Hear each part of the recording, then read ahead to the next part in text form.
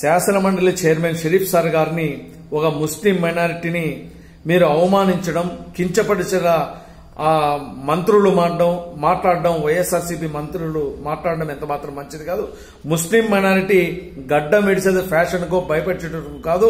మా మొహమ్మద్ ప్రవక్త సల్లల్లాహు అలైహి వసల్లం గారి ఆచరణలో అడుగుజాడలో నడచాలని చెప్పి సున్నత్ ఇస్తారు తప్ప ఎవరికో భయపడించలేదు కాదని చెప్పేసి కూడా ఈ సందర్భంగా వైఎస్ఆర్ పార్టీ మంత్రులకు నేను తెలియజేసుకుంటున్నాను.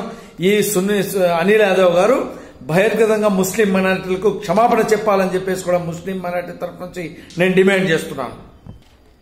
ఈరోజు ఎన్ఆర్సీపై దాదాపు దేశంలో 13 రాష్ట్రాలు వ్యతిరేకిస్తున్నాయి. అసెంబ్లీలో కూడా చర్చ జరిపి దానిపైన ఒక వ్యతిరేకంగా తీర్మానం కూడా చేశారు. కానీ మన రాష్ట్రంలో మాత్రం బీహార్లో ఏ విధంగా చేశారో ఆ విధంగా కేంద్ర ప్రభుత్వానికి రిక్వెస్ట్ గా, అంటే 2010లో ఏదైతే జనాభా ప్రాతిపదికగా తీసుకున్నారో ఆ విధంగా తీసుకోండి, 2020కి జనాభా ప్రాతిపదికంగా తీసుకోకుండా సార్ అని చెప్పి బంగపోతూ ఒక రిక్వెస్ట్ ని పెట్టి తీర్మానం తెలపడం ఎంత మాత్రం మంచిది కాదు.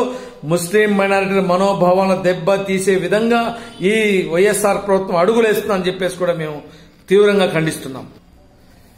నిన్నటి రోజున అసెంబ్లీలో డిప్యూటీ సీఎం గారి అంజద్ బాషా గారితో తీర్మానం పెట్టడం ఎంత మాత్రం మంచిది కాదు. ఎందుకంటే దేశం మొత్తం ఈ ఎన్ఆర్సీ ఎన్పీఆర్ పైన పెద్ద ఎత్తున కార్యక్రమాలు యుద్ధమాలు జరిగాయి. వీటికన్నిటికీ పట్టించుకోకుండా, ముస్లిం మైనారిటీ మనోభావాలు పట్టించుకోకుండా, ముస్లిం మైనారిటీ ఆంధ్రప్రదేశ్లోని కోట్లాది ప్రజల ముస్లిం మైనారిటీ మనోభావాలు దెబ్బతీసే విధంగా ఈరోజు ఈ కార్యక్రమం చేపట్టడం జరిగింది. ఇప్పటికైనా ముస్లిం మైనారిటీ సోదరులకు నేను ఒక్కటే కోరుకుంటున్నాను, మీరు దయచేసి ఇప్పటికైనా మనమందరం మేల్కొందాం. ఈ రాష్ట్ర ప్రభుత్వానికి